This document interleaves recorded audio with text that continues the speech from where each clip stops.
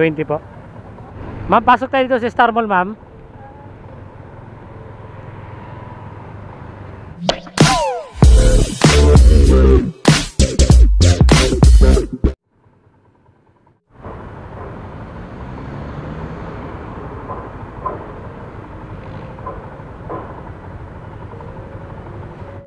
Ma'am, pasok tayo dito sa Star Mall, ma'am.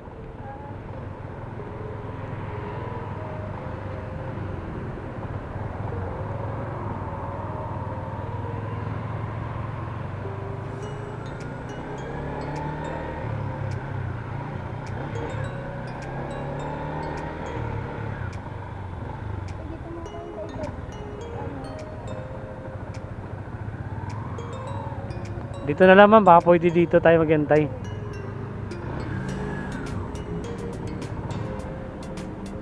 Opo, dito lang, ma'am, para wala kasi pwede ba ron? Tara.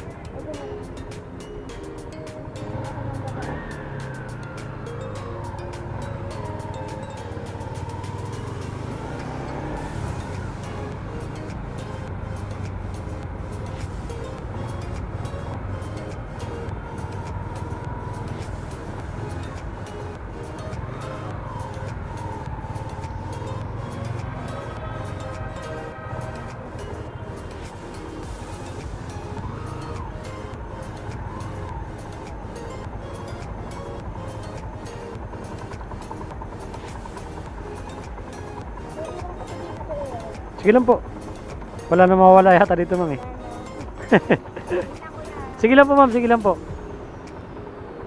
Ayun, no, mga kaobs, no, kinontrata na lang tayo ni ma'am dahil kinontrata tayo papuntang MOA. Kasi baka mamaya daw mahirapan siya mag-book sa Angkas kasi nagluloko yung apps ni Angkas, no, mga kaobs, pati sa amin, rider saka sa passenger. Ngayon, para di na rin siya mahirapan mag-book, nagpakontrata na lang siya sa akin. Sabi ko, okay naman, ma'am, okay lang naman sa akin, kaya kontratahin ako papuntang MOA.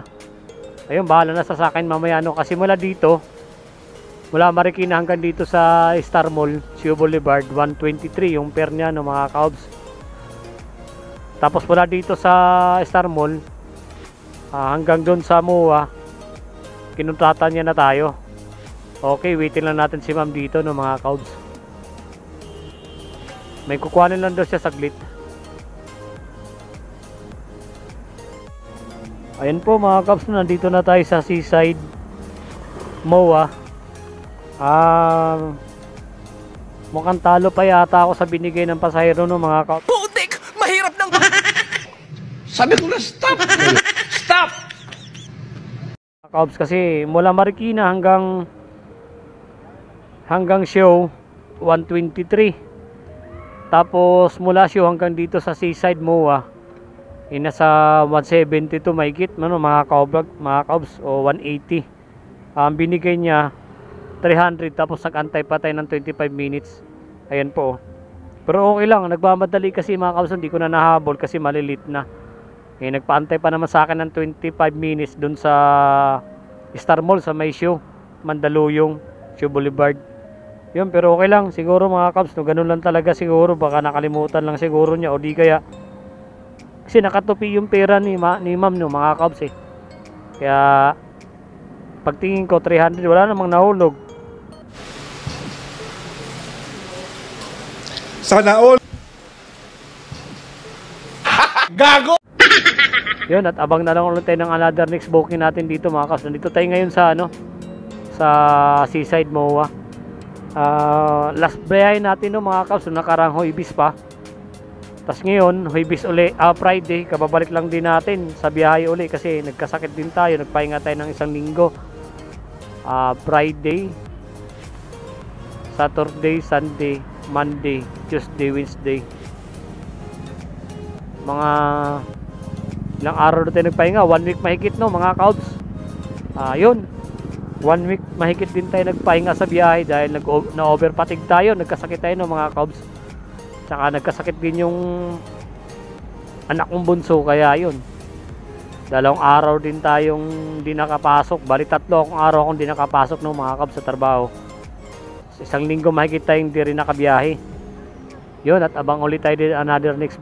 Yun, pinasukan tayo dito sa ano mga Cubs, sa Pasay.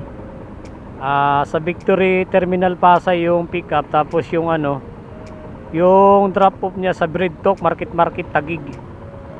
Yun, pinasukan din tayo ng booking dito. Bali nakadalawa pa lang tayo ng mga Cubs.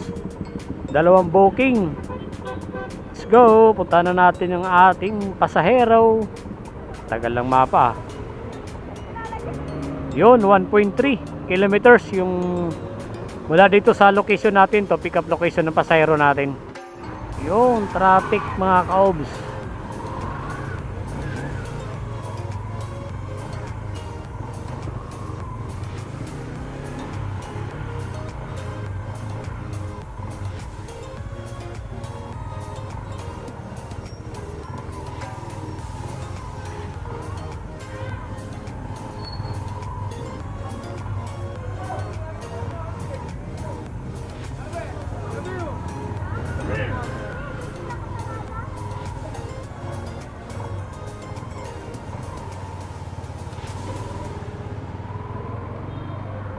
Tambos, tatawag lang ako.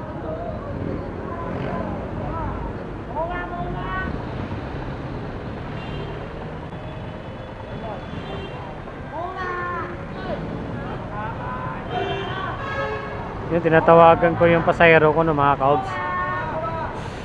Hello ma'am, nandito po ako sa may Chowking ma'am.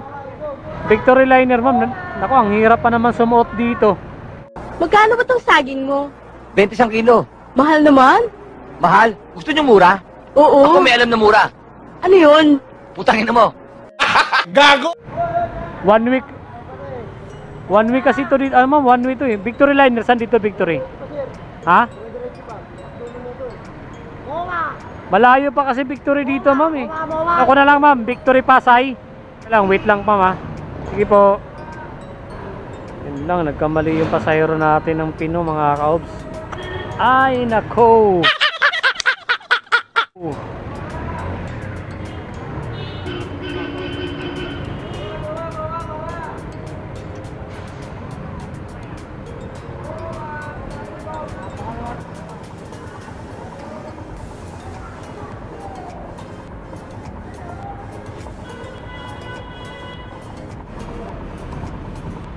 Francisca po. Ang layo ng inikot ko ma'am, 2.8 dun. Kasi bago ko makatagos dito, kailangan dun ako sa likod dumaan. Dun sa likod. Layo. Ito po.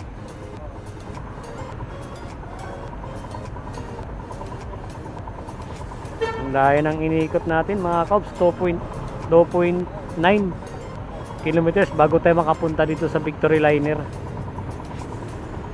Sa pick up location ni ma'am kasi nagkamali si ma'am ng pin kanina.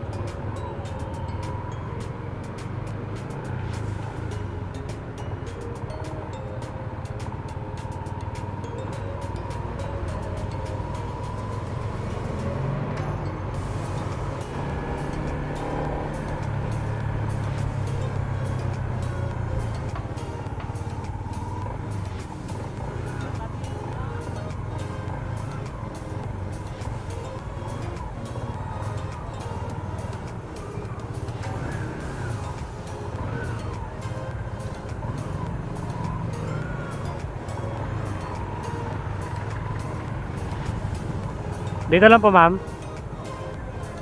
Sa may guard.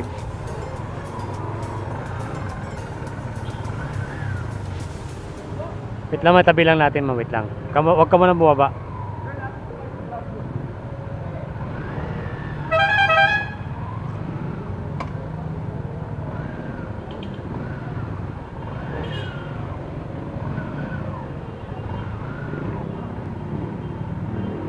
Okay.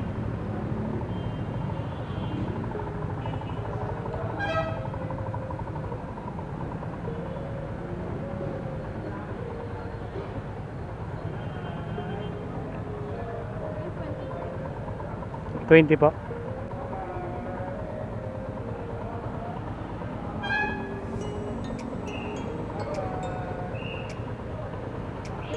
Thank you, ma'am.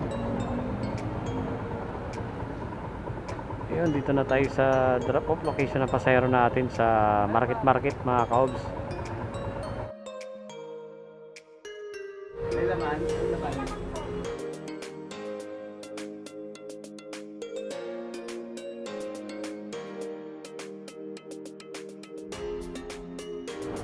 Ayan po, nakakain na tayo ng guto dito sa gitnang bahay ng mga kaobs. Anong oras na kaya? 11 na siguro. Kakain pa lang natin ng hapunan na guto.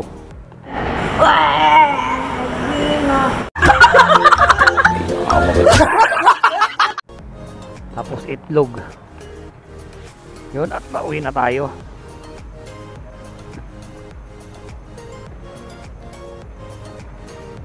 Okay. Pauwi na tayo mga kaobs. 5 to 10 ang ating biyahe. 5, 6, 7, 8, 9, 10. Naka-6 na oras din tayo na biyahe ng mga kaobs. Okay, let's go.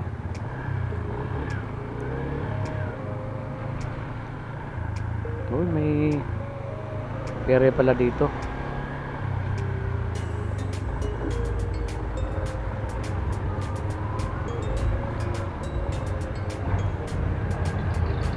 Traffic na naman sa San Mateo pag ganitong gabi, makaka-out sa labasan ng mga dump truck.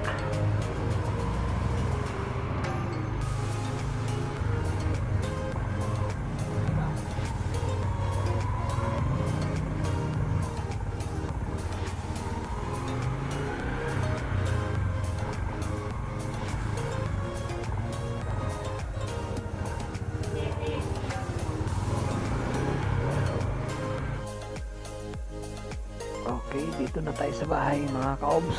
Karating lang natin. Kaya nga tayo ng maaga para bukas may lakas ulit tayo para bumiyahe. Okay, so alright.